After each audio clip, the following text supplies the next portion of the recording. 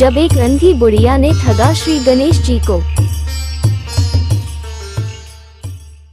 गणेश जी विघ्न विनाशक व शीघ्र प्रसन्न होने वाले देवता हैं। अगर कोई सच्चे मन से गणेश जी की वंदना करता है तो गौरी नंदन तुरंत प्रसन्न होकर उसे आशीर्वाद प्रदान करते हैं।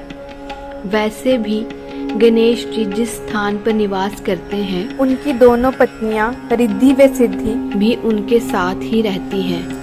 उनके दोनों पुत्र शुभ व लाभ का आगमन भी गणेश जी के साथ ही होता है।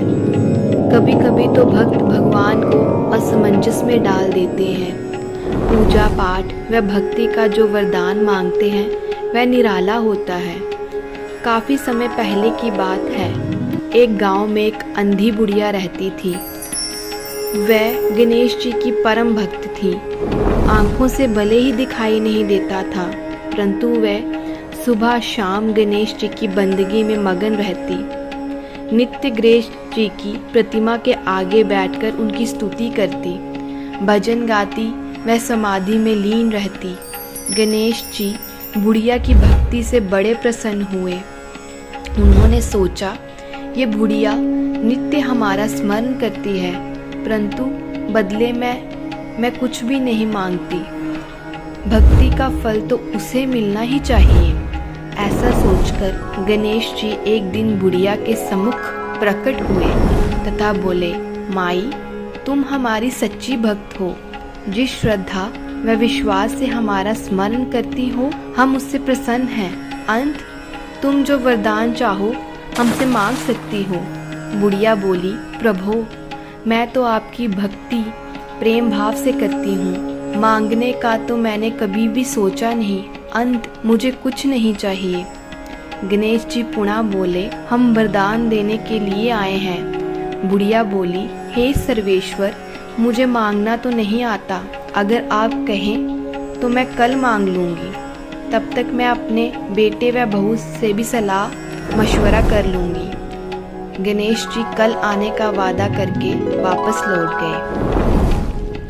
बुढ़िया का एक पुत्र व बहू थे। बुढ़िया ने सारी बात उन्हें बताकर सलाह मांगी। बेटा बोला, माँ, तुम गणेश जी से ढेर सारा पैसा मांग लो, हमारी गरीबी दूर हो जाएगी, सब सुख चैन से रहेंगे। बुढ़िया की बहू बोली, नहीं, आप एक सुंदर पोते का वरदान मांगे।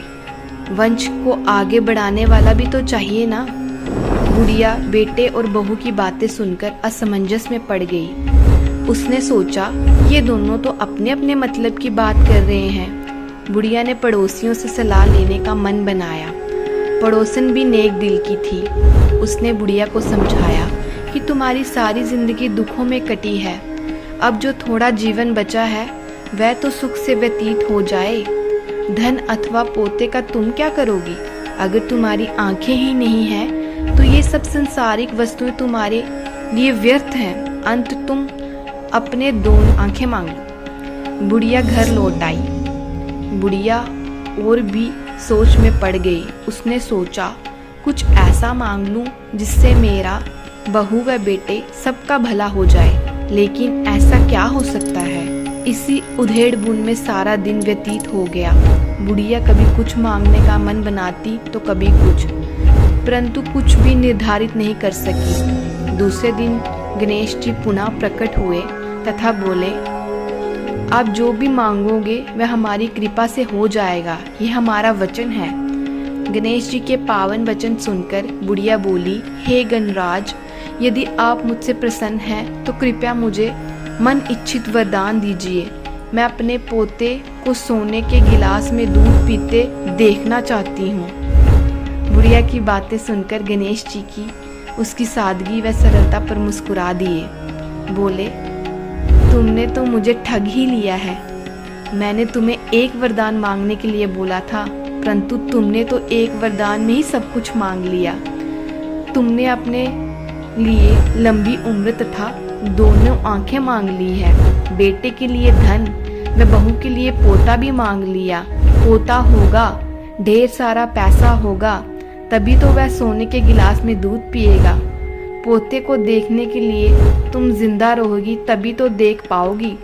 अब देखने के लिए 2 आंखें भी देनी ही पड़ेगी।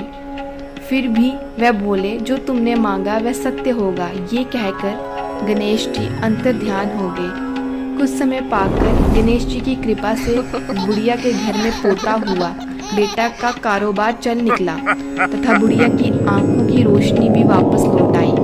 बुढ़िया अपने परिवार सहित सुखपूर्वक जीवन व्यतीत करने लगी। धन्यवाद।